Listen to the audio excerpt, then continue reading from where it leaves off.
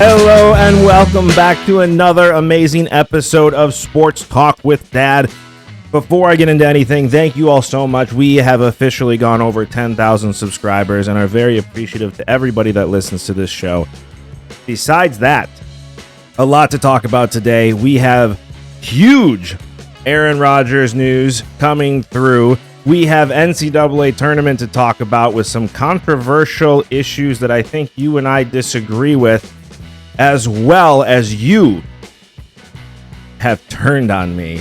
But before we get into any of that, my name is Kyle, and as always, I cannot call this Sports Talk with Dad without the man sitting next to me, a man who I am officially having trouble calling my father anymore, my dad, Tim. First, you procrastinated on me for 3 months, and now you let me down. I haven't let you down, and we'll get into that. You are the enemy of the state. We will get into it in a second. Thank you, everyone, for 10,000 subscribers. That's amazing. And what are we? 14 months. Right? 14 months. Do not talk to them like they are your friends, because they are no longer your friends. Secondly, what did I say was our goal for the year? My goal for us to get to. Your goal is 100,000 subscribers by the end of the year. You know how I feel about tattoos. I don't have one. Don't understand it. You do. Pretty excited about this. If we get to 100,000 subscribers, and I can't believe I agreed with this, but I did. We're at 10,400 right now. If we get to 100,000 by December 31st, 2023. At 11:59. 11:59, and I will be watching closely. I hope we end up with 99,999. But if we get to 100,000, I will get a Sports Talk with Dad tattoo. I'm pretty excited about this. You're getting one with me. I'll get it too. I know right where it's going to go. We're going to put it on the side of our legs by our calves because I know how much that will hurt. And I'm pretty excited. No, I want it someplace where it can be seen. If I'm going to do the damn thing, I want it up here. No. That's right. You don't wear shorts. I don't wear shorts. Well, I do when in the 3-day period in Wisconsin, we get warm weather like we do down in Florida. But that's true. I'm pretty excited for this. I am hoping you send these videos to all of your friends, to all of your neighbors. If you like the show, send us to your friends. If you don't like the show, send us to your enemies. I want him with a tattoo, and we'll film it too. And you will get to hear him whine a lot. And after he turned on me, I didn't turn on you. This is the greatest thing in the world. You turned on me. I did not. I've told you for long. I can't play tennis anymore. Hold on. Before we do that, I forgot one thing. Oh, yes. Let us know what you think about the tattoo idea, and please help us get to 100,000 subscribers so this can happen. And while you're down there, don't forget to like, subscribe, and hit that notification bell so you get to enjoy this show as much as we enjoy making it. You are the enemy of the state. No, I'm not. You and I are officially fighting for all time. Look. You know I can't play tennis anymore. Tennis was my passion sport. Yes. It's one I've played since I was a kid. Great sport. Love it. Yes. Always loved it. Served and volleyed. Don't like baseliners because they're quite honestly lazy, but that's all tennis is anymore. I mean, they're not lazy at this point. People hit it too hard. You can't physically get up to the net. That too. Yes, because the ball's coming back at 400,000 miles an hour. Correct. So even maybe not that fast, but so I'm left with going, if I want to do anything physical, I've got to consider trying pickleball. No, the reason you're considering trying pickleball is because you're a huge John McEnroe fan. I am. And he went on the Pat McAfee show and talked about how he's playing a pickleball tournament. For $1 million. And became my hero because he bashed pickleball along the way. Bashed it the whole time. And I love that about him because, yeah, exactly. Said, by the way, a wiffle ball with a club. His priorities towards pickleball, it took $1 million to get him on a pickleball court. And his friends convincing him to do it. So in all reality, it's $4 million between 4 people. And you're willing to do this for free. Here's the 4 players. It's going to be John McEnroe and Michael Chang versus Andy Roddick and Andre Agassi. Yeah. For $1 million. I'd watch that doubles tournament all day long. You cannot pay me to watch them play four-man's tennis. I won't do it. It is four-man's tennis. It's boring. I don't know. Here's my question, and McEnroe asked this, and the same question I've asked since pickleball became a thing. Why is doubles pickleball so much more people play it more than singles pickleball. Because people that play pickleball are 800 pounds and can't move. That's why. I don't get this sport. I want to try Or they're it. 80. I want to try it just to see what everybody is getting into. We have bashed pickleball on this show. You have been on my side about this stupid sport. I am continuing to bash pickleball, but I want to watch McEnroe play. You had the balls to ask me I did. to join you. I did. That's how this started, by the way, folks. I need to tell you this. So I send him the pickleball thing on McAfee because I'm like, he's bashing pickleball. This is amazing. He'll find this funny. Now, just to go back kind of in our area, our town, unfortunately, took a beautiful space that could have been used for tennis courts and wasted it with 4 pickleball courts. So that's all you can do. Complete waste of space.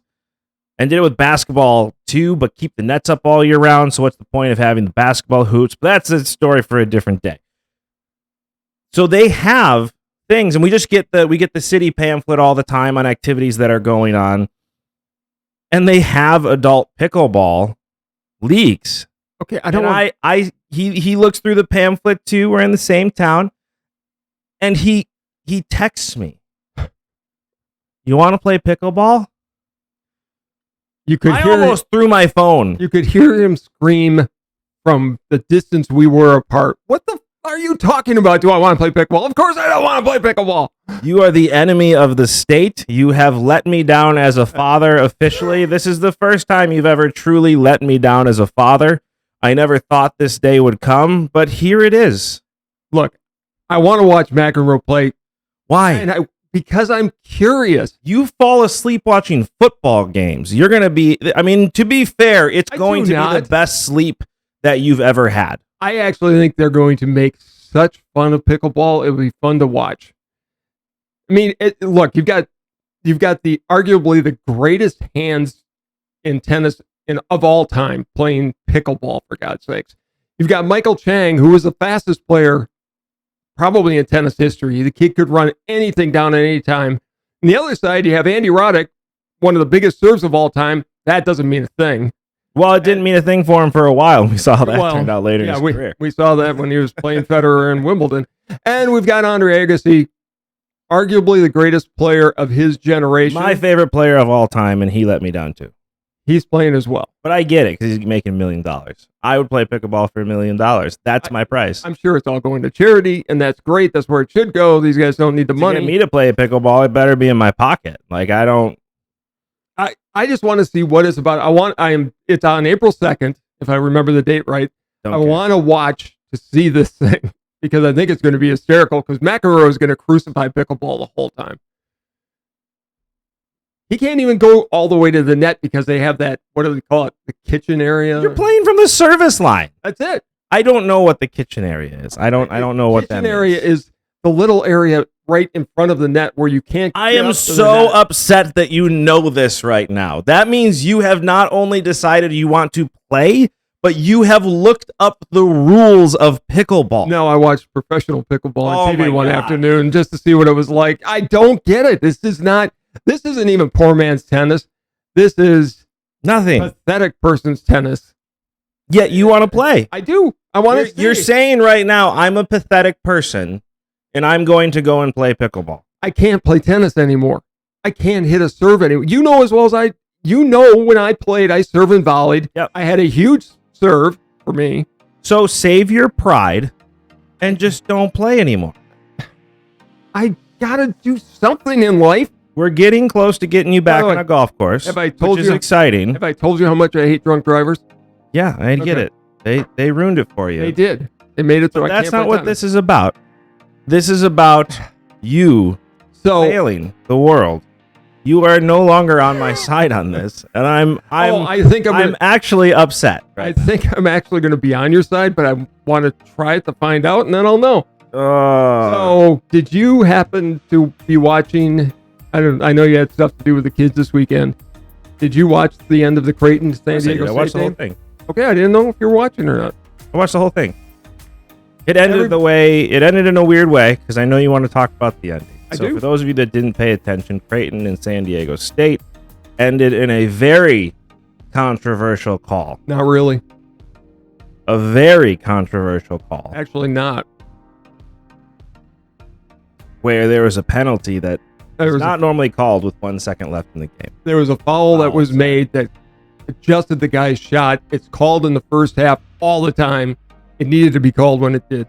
Was it a foul? It was a foul. Yeah, it was. You do not call that at that point. It's going to overtime. He had his hand on his hip. He pushed him to the side and altered his shot. By the time he was pushed, the ball had left his hand. It had not. The ball was already out of his hand. You can't say that. You can't say that. It's not like it was ending the game. If Creighton was winning and it wasn't a tie score, I agree with you. That's a different call, but it's a tie ball game. You're going into overtime. Wait a minute. You're saying if Creighton's in winning, if this, then that, then it can be called a foul. Honestly, within the last 30 seconds, unless it's egregious, which clearly was not egregious. It was egregious. You don't make that call. Yes, I'll admit to you, it was a foul. It was, but there's fouls on every single play in a basketball game. Look, it's like calling holding in the Super Bowl. No, this one, seconds left. It's no different than that call, which you and I both agreed was a bad call. I think it had to be made. He pushed him out of the way. He had his hand visible on his hip, and that's what triggered it. You made a good point the other night, which I agree with, which is saying that it's not fair to San Diego State then, since a foul was committed. Yeah. To not call it. Because if it would have went into overtime, what happens if Creighton wins? Then San Diego State had the game taken away from them. But at the same point, I just don't like games ending that way. I don't either. It was a bad way to end the game. It leaves a bad taste in every person's mouth. Good. One thing I do like, the kid made the free throw, right? He did. That one was of them. huge. One. That's all he needed was one. So all he needed was one. And them ending the game was the correct call. The clock didn't start when the ball was touched. Yes. I heard a lot of people complaining about a stopwatch. That's what they had to do. They had to do it. It hadn't started. It was the most fair way to do it. And if you do a stopwatch, that ball hits at 0.00 seconds. Period. I feel bad for Creighton, but I don't feel bad because the guy did commit a foul and it needed to be called. I just don't think you make that call. I really don't. I think you swallow the whistle, because here's the other issue. They hadn't been calling that all game. It had been a pretty physical game, and they continued to let them play. So for you to have the whistle in your mouth and to blow the whistle with 1 second left in the game. The guy blew the whistle because he saw the Creighton player's hand on his hip, and he hip checked him. He didn't hip check him. He barely touched him. He pushed him away. He altered the shot. Would I have been upset if the penalty and the foul would have been called? If I'm San Diego State, I'm very upset because it was a foul. Who knows what would have happened in overtime? Creighton's going to be one of those teams that's going to be back into it. It was a great game. What about, this is the first time in history a number one has not been in the Elite Eight. Since 1979, when the tournament expanded, this is the first time that a number one seed has not been in the Elite Eight. I love it. This has been a great tournament because I've loved the upsets. I love Florida Atlantic. And seeing the players that have been, they're really, this year of all years, there really wasn't the blue bloods. The Dukes weren't as good. Kansas wasn't as good. Who knows what would happen if Bill Self would have been healthy. I think Kansas rolls if Bill Self is healthy. Perhaps. Honestly. Purdue gagged. Purdue should have never been a number one seed to begin with. Well, it's a Big Ten school, and Big Ten schools did what they always do. They were out early. ACC is the only one left. No Big 12. No Big 10. No SEC. It is the ACC with Miami only. Correct. And I love it. I think UConn at this point is a prohibitive favorite going into the final weekend. They're the closest to a blue blood. I mean, UConn's going to go. I mean, I can't see UConn with what they did to Gonzaga, who choked yet again. I think UConn is a class of the field left. And because they have more experience, they've been there. They're going to act like they've been there. Closest thing to a blue blood program. They've won the title before. I think it's theirs to lose. I agree. UConn's always been a great basketball program. Yeah. On the women's side has been one of the most dominating basketball programs in the history of NCAA basketball. It's UConn and the men's and Tennessee is always there. Yeah. So UConn's got the clear path. I mean, they're the highest ranked left. You have a 4, you have a 9, and you have 2 5s. I am the biggest Florida Atlantic fan in that game. They could do it. I mean, it's not out of the realm of possibility. UConn is playing Miami. UConn's playing Miami. And then FAU is playing San Diego State. Correct. I want FAU in the final. It could happen. It could. It's not out of the realm of possibility. I think San Diego State's going to win that game. They're another team. I mean, you look at Creighton and San Diego State, they are 2 schools that have been on the edge for a long time. And Miami, with the way their defense is, they're going to give UConn some fits. There's no easy pick. I don't know if you got the picture I sent, but the kid on Miami looks like Wes Unseld Jr. And I had to tell you, I had no idea you replied back, who the hell is Wes Unseld? Wes Unseld was a guy who played for the Baltimore Bullets back when they were called the Bullets.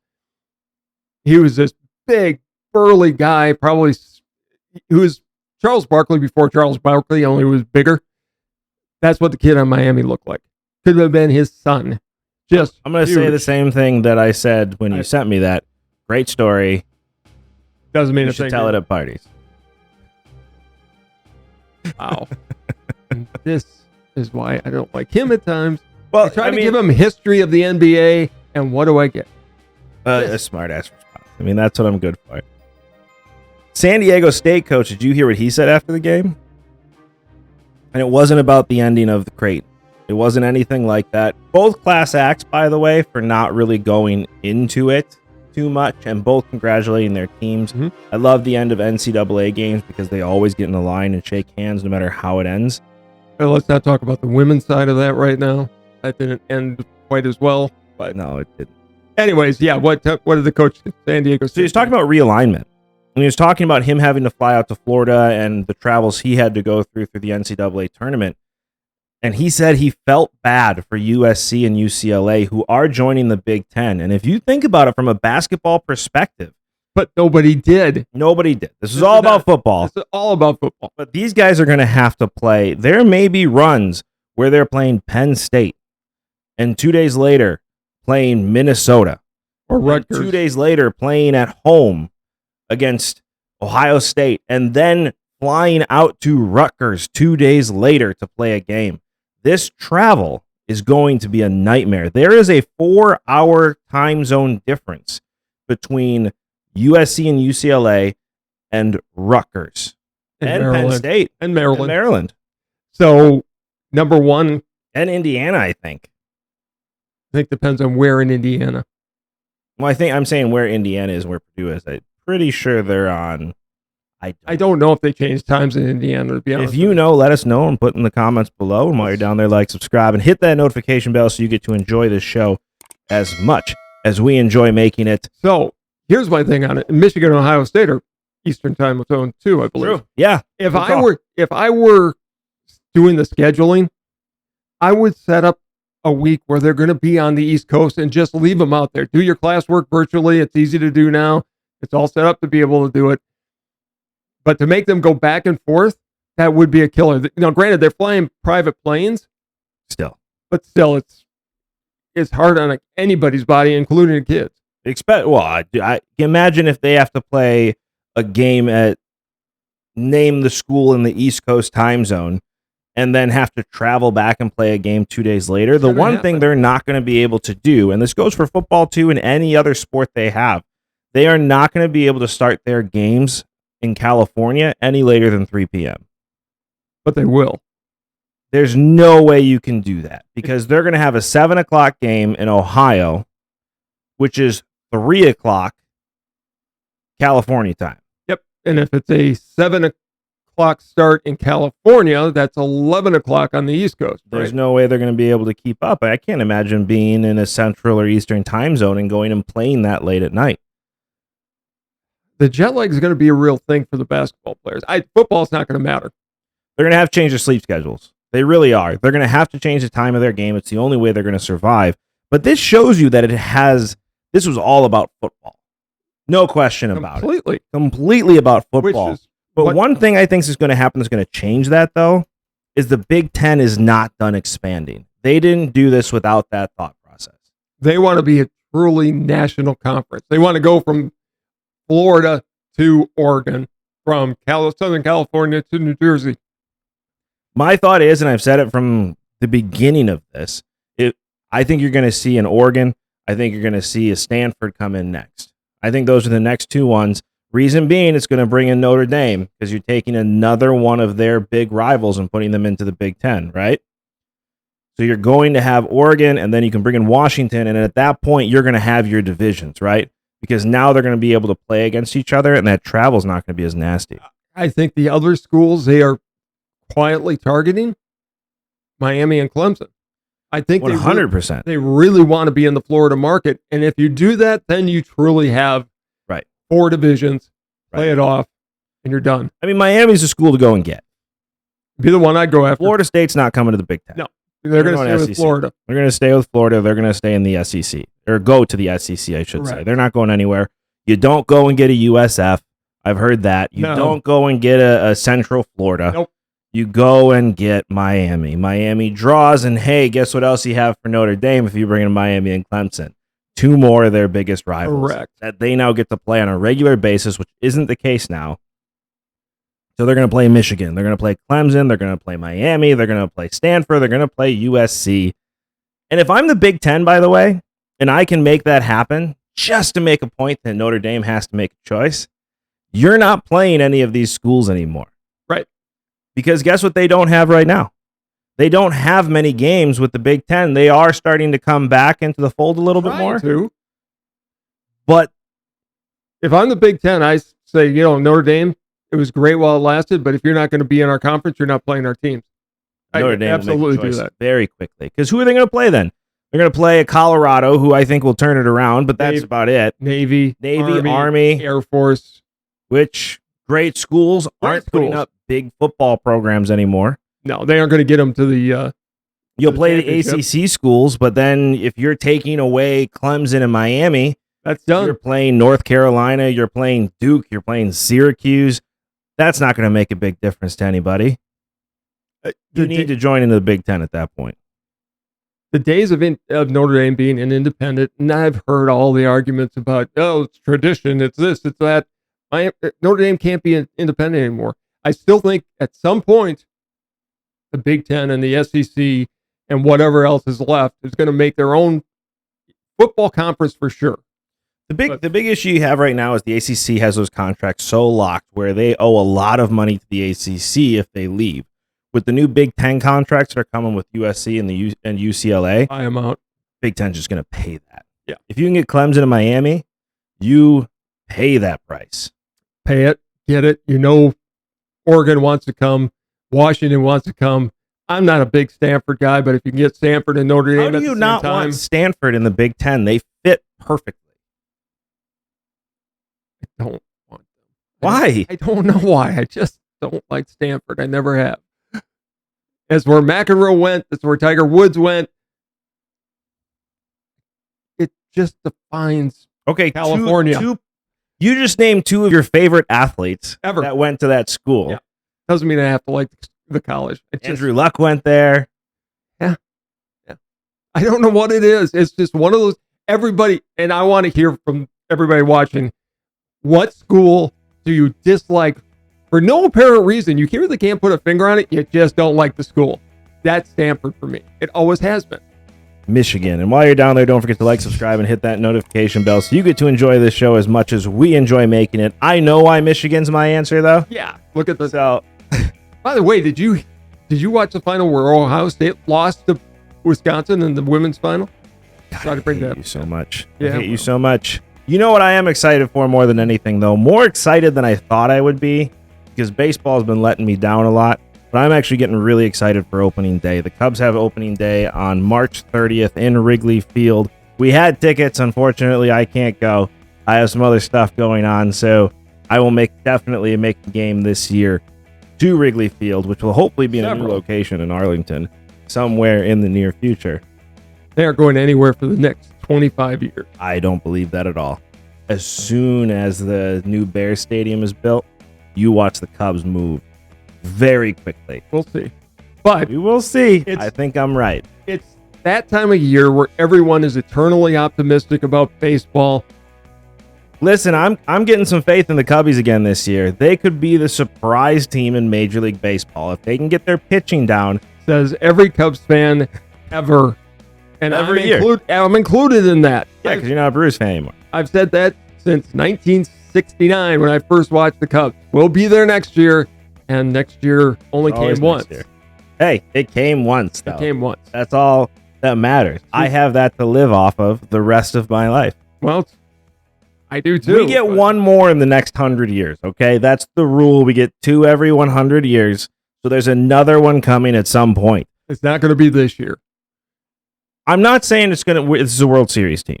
I want to point that out. What I'm saying is this is not the last place team that they were putting together last year. They actually made some moves that could make a difference. And in spring training, I know it's spring training, I don't know how Cody Bellinger is going to work out. And a lot rides on him going back to MVP form. And he has not looked that way. But the pitching's looked better. The bullpen, which has been the Achilles heel of Chicago forever, since I can remember. Since Carlos Marmol all of a sudden exploded and couldn't pitch anymore. It's been our Achilles heel. But it's looking good this year. Cubbies have a shot, and they could be a surprise team. Do I think they're going to win the division? No. Do I think they could sneak into the playoffs? I do. It would be it's going to be, as it always is, it's going to come down to the Cardinals. And, of course, they've got the Cubs Hall of Fame catcher. I don't want to talk about this. Both my teams have let me down. Both the Packers and the Cubs traded away their best Hall of Fame player. So here's my question about MLB, and then we're going to get into Rodgers. Did you see the memo they sent out after going through this whole thing about we're going to use a pitch clock this year? Right. They sent out a memo. Dude, this is what really pisses me off about baseball, okay? You make these rules. Here's the thing. You don't need to explain the rules. No. People are going to find loopholes in your rules. Any game you have, you play chess, you play checkers, you play tag, you play any game you want to play, football, baseball, whatever. The rules are going to be figured out on the field. Yeah. People are going to find loopholes in the rules, and that's perfectly fine because you know what's going to happen is everybody else is going to realize that loophole, and it's not going to be used anymore. And if it interrupts the game, then you make a change at the end of the season. You don't send out a giant memo because you're afraid people are going to cheat. Okay, here's my problem with this. Number one, baseball is being run by a bunch of pansies because back in the day, if something happened on the field, if you showed up a player, you're going to get knocked down. It was handled on the field. There weren't a lot of bench clearing brawls when I was a kid. It only started happening when the people at Major League Baseball started getting in and adding little rules here or there.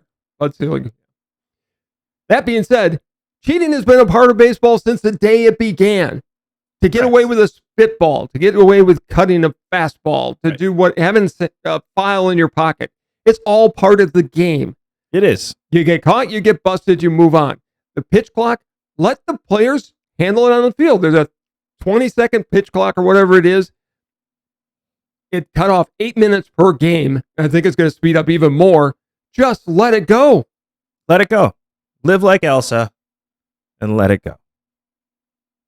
They already have screwed it up by let's give them giant-sized bases so nobody had to make that change. They look goofy, but if you're going to take away the in the area play, you have to whatever you want to call it, you have to make the bases bigger. No, you don't. You that should have been done to begin with, and I've already talked about that, so I'm not going to get into it again. Why don't we just put a big orange part on the back of the bases so that they have to slide into the orange? That's not what this conversation is about. I've already proved you wrong on that. I've already admitted that you were wrong on that. No, I did not. And so we're moving on. But when it comes to these rules, just let them figure it out on the field. It's like when people talk about the Astros, right? What the Astros did was wrong. It was cheating. Mm-hmm. But what they were doing was pretty obvious when you look at it. There was a big drum sound anytime it was a breaking ball, and there was nothing when it was a fastball. Maybe it's reverse. I don't remember off the top of my head. That's baseball failing by not catching that, because guess what? There were players that realized what they were doing because they were changing their signals. They were changing different things they were doing. I don't like that they were using somebody in the outfield to check signals. I don't agree with that.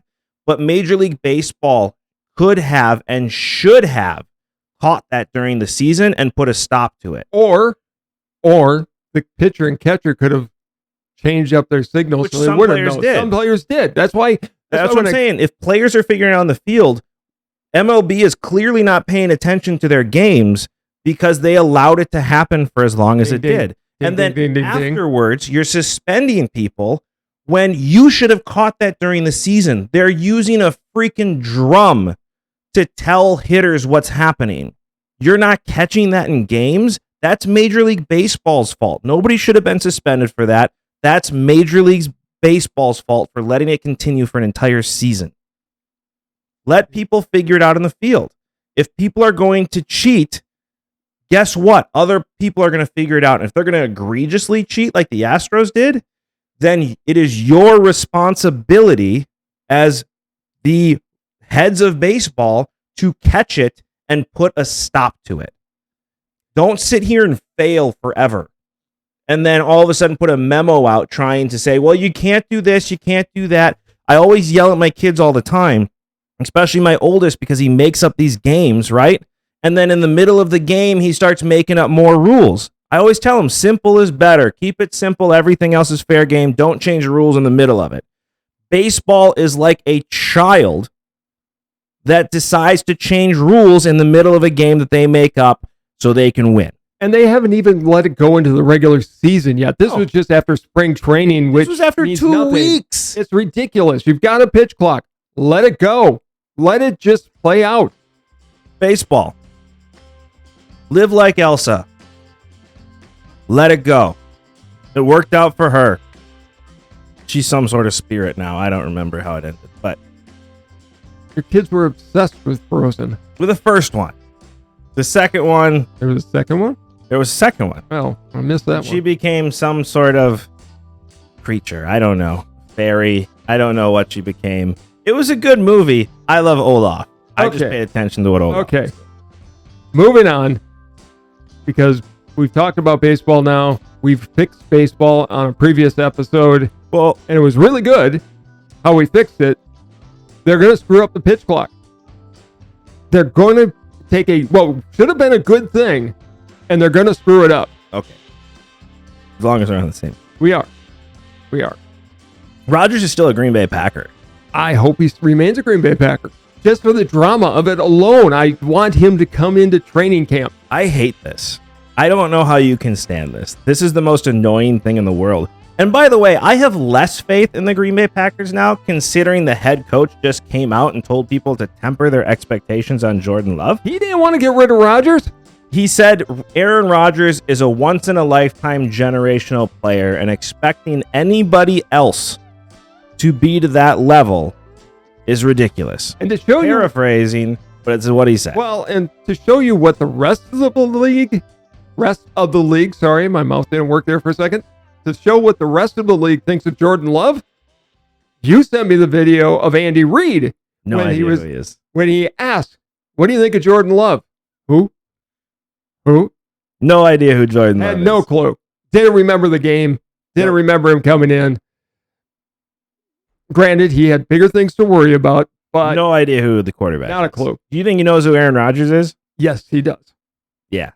Could comment on him. Could talk at length about him. It's proof that the GM and the head coach in Green Bay are not on the same page of what's going on. Proves that Green Bay is the most dysfunctional organization in all of sports at this Pretty point. bad. Between the Brewers and the Packers, Wisconsin's not got a good track record of this. Good thing we got the Bucks right now figuring it out. As soon as Giannis is gone, they're done too. So. I'm actually surprised LaFleur is at the league meetings. I mean, he wasn't at the combine. No. Packers Kuntz didn't think it necessary for his head coach to go and watch and evaluate the talent that was at the combine. Yeah, it's a mess there right now. It's a mess. But right now, Aaron Rodgers is still a Green Bay Packer, and I think he's going to stay that way until at least draft night. And if it gets past draft night, he's on the roster by June 1st. And a lot of money's owed at that point.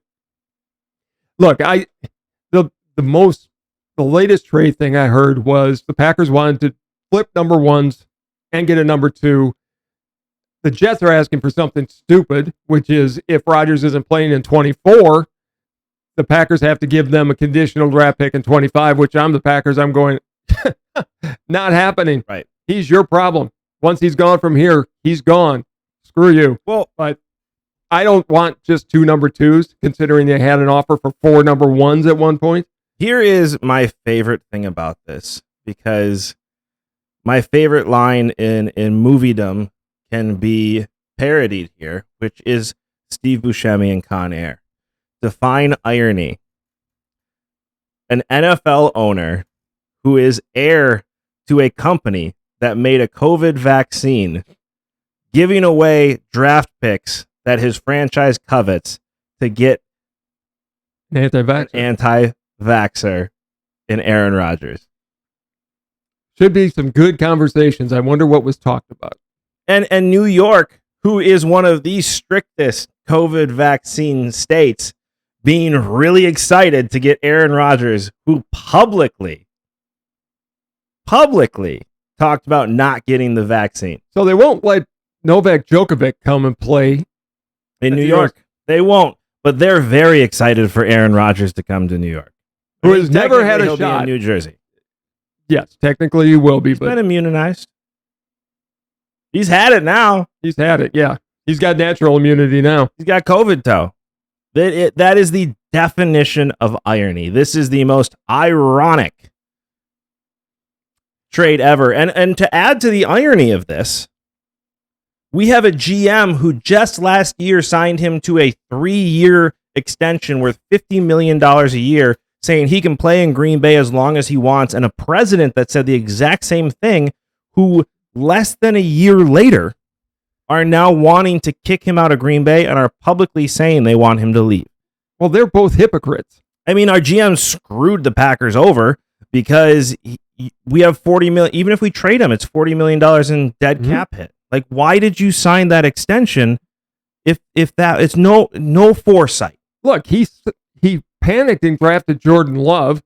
He panicked because he thought he was going to lose Rodgers, so he signed the most unfriendly team cap deal of all time. Right. Why do we? Rodgers, by the way, offered to renegotiate. He did. There are no words for how bad Packer, and I've heard people around here blaming Rodgers for all this. Rodgers has done nothing. I mean, people are stupid. Rodgers is just being a player who's watching out for his own best interest, as he should. Right. The team is the one who has completely screwed the pooch on this. Right. Rodgers is a very confident diva. That's exactly what I want in my NFL quarterback. If I want to see arrogance from 3 people in the world, it is my surgeon, it is my pilot, and it is the starting quarterback of my favorite team. And we definitely have it with Rodgers.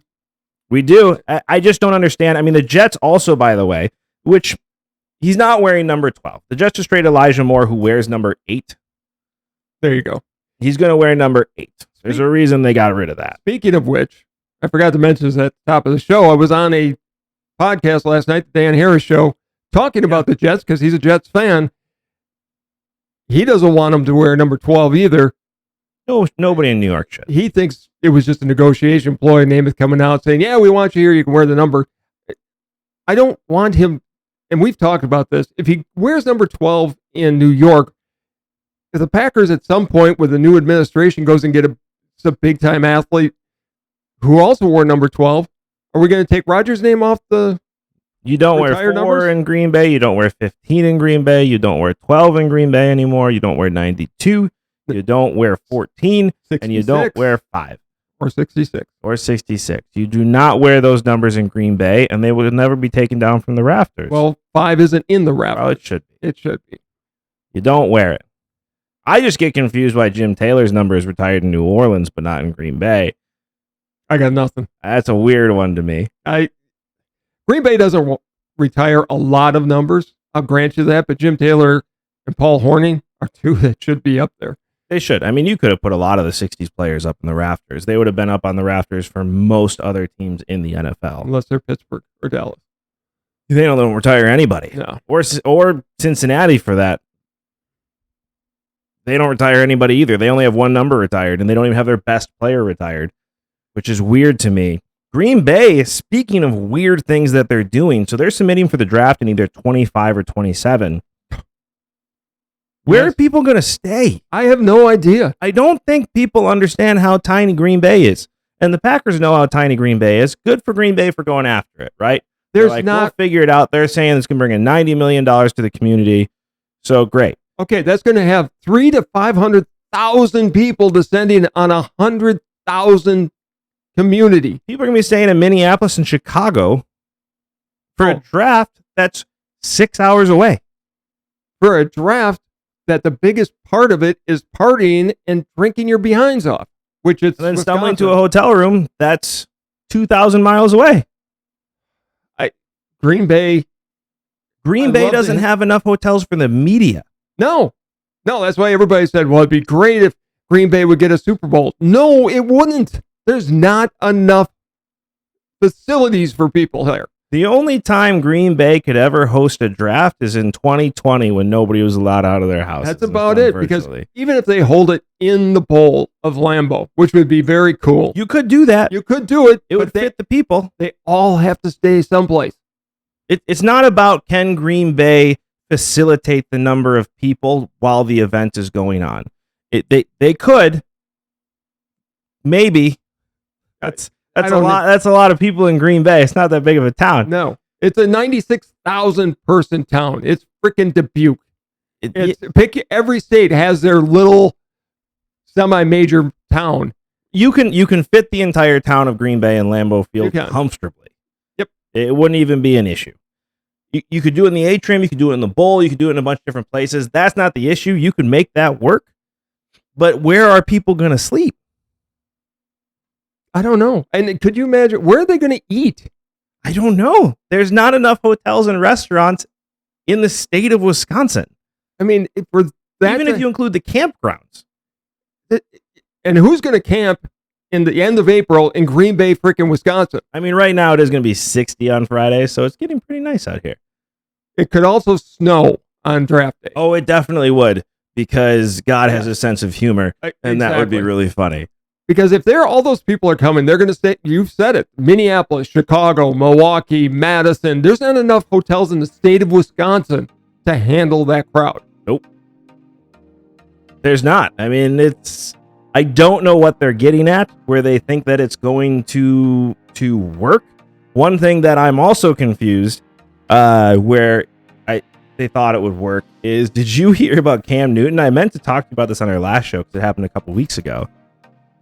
But he was at Auburn's Pro Day. He went to Auburn's Pro Day to throw. Borderline Hall of Fame player.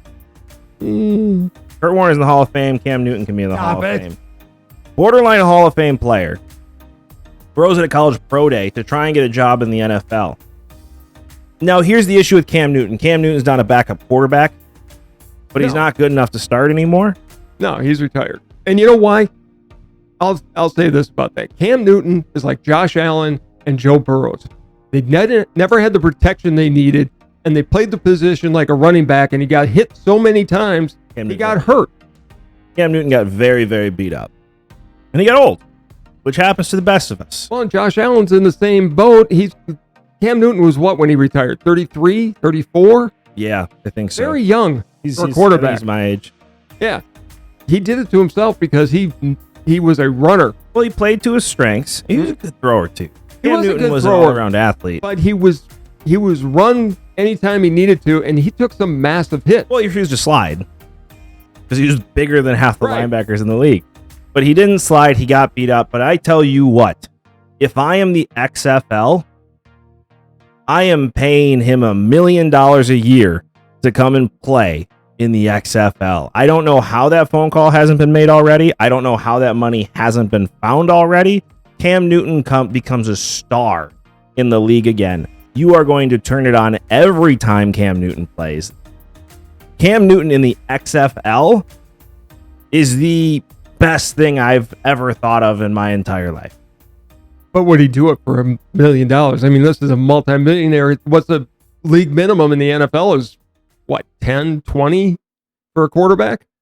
I mean, he'd probably get as a backup with it being Cam Newton, I mean, 20. minimum $4 million That'd be more as than a that. backup. He'd probably get about 10. But I mean, think about it. You want to prove you're an NFL quarterback again. Oh. You're not getting shots now. Go play a couple games in the XFL. Light people up because he is way beyond the talent that is in the XFL right now. AJ McCarron and go and become a starter in the NFL again. AJ McCarron is the class of the quarterbacks in the XFL right now. Yeah. Probably going to end up on an NFL roster this year. 100% will. Cam Newton would light it up on the XFL, and it'd be must-see TV. Put him on any team you want. Put him in. Do you know where he should go? Is San Antonio. To prove that they're a market for the NFL? Yeah, absolutely. You want to drive fans into San Antonio? Put Cam Newton on the Brahmas, which I still don't know what that is. Brahma's a bull. It's what they call their big longhorn bulls in Texas. I'm glad one of us knew what it was. I'm well read. I guess. If I'm wrong, put it in the comments. And while you're down there, don't forget to like, subscribe, and hit that notification bell so you get to enjoy this show as much as we enjoy making it. 100,000 subscribers to get him to get a tattoo. So keep on subscribing. Appreciate it. Up to 99,999, and then we can stop until next year. No. I want to see you get a tattoo. That makes my day. But Cam Newton in the XFL changes the XFL forever. You find the pockets. You find the way to pay him because he changes the XFL forever. Why was the USFL so successful in the 80s? You had stars in the league. Cam Newton is a star. He is. Make no mistake. Cam Newton is a star. He was an outstanding quarterback. He had the right attitude. He was great for Carolina. Still, my favorite Cam Newton story of all time was when Packer fans went and tried to put up a sign in North Carolina or at the Panthers game. He tore it down. He tore it down, as he should have. I became a fan of Cam Newton that moment. That second. And Packer fans were losing their mind. I'm cheering Cam Newton because we would want Brett Favre or Aaron Rodgers to do the same thing. Correct. Not fans in wouldn't my allow it to be in there. Not in my house. Yeah, don't put up Packer logos in my house. And the fact that Cam Newton apologized for it made me really upset. He shouldn't have apologized for it. He should have said, I was going to do it again. As a Packer fan, I became a fan of Cam Newton that second. Absolutely. But in the XFL, he is a star again. Everybody still knows who Cam Newton is. Everybody still remembers how great he was in 2015. Everybody still remembers the excitement of watching Cam Newton with the ball. For me as a fan, seeing Cam Newton in the NFL would be amazing. He's too much of a character to be a backup in the NFL. At least that's what NFL owners are saying right now because they're not getting him a job, even though he's better than any backup in the league. Bring him to Green Bay. I'd take him in Green Bay in 2 seconds. Are you kidding me? But we didn't take Vince Young either, and I still don't understand what happened there. I don't either. But Cam Newton in the XFL. Imagine Vince Young. I mean, he's too old now. He's too old. Back in the day, you would have let Vince Young in the XFL. But if you are the XFL, if you are Dwayne "The Rock" Johnson or anybody else affiliated with the XFL making decisions, you need to find a way to pay Cam Newton and get him in the league tomorrow because he changes the way the world looks at the XFL. Well, and everybody is saying, well, the XFL isn't drawing anymore. Their TV ratings were down. Well, it was the NCAA tournament, for God's sakes. You know, if you're going to watch playoff basketball or an XFL game, you're going to watch playoff basketball. Correct. The best time of the year. And this has been an extraordinarily great basketball tournament. It has. With all the upsets, with all the great games, the last set and shots. Yes. There's more money on the line when it comes to the NCAA tournament as well. People actually have financial interest in the NCAA tournament where they don't necessarily in the XFL. Not yet. It's still learning its way. Yes. But you want to watch those odds change a little bit? Put Cam Newton in the XFL because that is must-see television. And it would start a trend. If Cam Newton went, it would start a trend of other quarterbacks who are leaving the NFL trying to resurrect themselves. I will buy a Cam Newton San Antonio Brahmas jersey, especially now that I know what a Brahma is. In 2 seconds, Hook 'em horns. flat. I think that's a Texas symbol. Is it? Yeah, hook 'em horns. I'm not a Texas football fan, although Arch Manning will be there. We'll see. He will. Him and Ewers going head-to-head for the... Poor kid. I feel really bad for Clint Ewers. I really do. They keep trying to replace him. Well, they're going to now. Yeah, it's Arch Manning's team. He will be in the transfer portal for the second time. But Clint Ewers is proof why the NIL leads a kid to make a bad decision, because without the NIL, he is in Texas starting his freshman year and never goes to Ohio State. We've had that conversation before. I think you and I have had an outstanding show. But before we can end the show, the dad always gets the last word, so it is all you. So I want to give a huge shout out to the Chicago Blackhawks. I don't know if you saw the story. They have a Pride Night, but they are not going to let their players wear Pride jerseys this year. Not because they disagree with Pride, not because they have anything against LGBTQ people, but because in Russia, it's against the law to wear or have anything to do with Pride. The law in Russia, like it or dislike it, it's Russia. They don't want to put their players at risk, because if they actually wore the Pride jerseys and they went back to Russia, they could be arrested, they could be hurt, they could be beaten. Who knows what could happen? I think it's a wise move on the Blackhawks' part. You know, again, they have nothing against, nor do we have anything against anybody who's gay, who's trans, whatever. Live your life. Make your best decisions you can. Do it as an adult. But to put players in danger by having them wear Pride jerseys, I support the Chicago Blackhawks. Yeah, it's entire NHL, because you're not really thinking about, it's big headlines, right? Saying the Blackhawks. I know what you're talking about. I actually found this article as well. Big article saying Blackhawks refusing to wear Pride jerseys on Pride Night. But when you read into it, there's a huge reason for it. And we don't think about that outside the United States, right? Because the United States is a free country. Do whatever you want, wear whatever you want. You can't go to jail. That's why I love the United States. But in Russia, that's not the case. And these players have to go home. And the reality is, if they would have wore those warm-ups, because they always wear rainbow warm-ups. They're talking about doing rainbow jerseys. But if the players would have worn those and gone back to Russia, they could have been arrested. They could have been tried. Their families who are back in Russia could have been targeted or arrested. There's a lot more consequences in different countries that we luckily don't have to think about in the United States. And good for the Blackhawks for thinking about that. Still had Pride Night. Still celebrated it.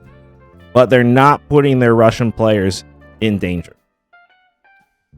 So if you disagree, and I'm sure we've got listeners that do, we welcome the comments.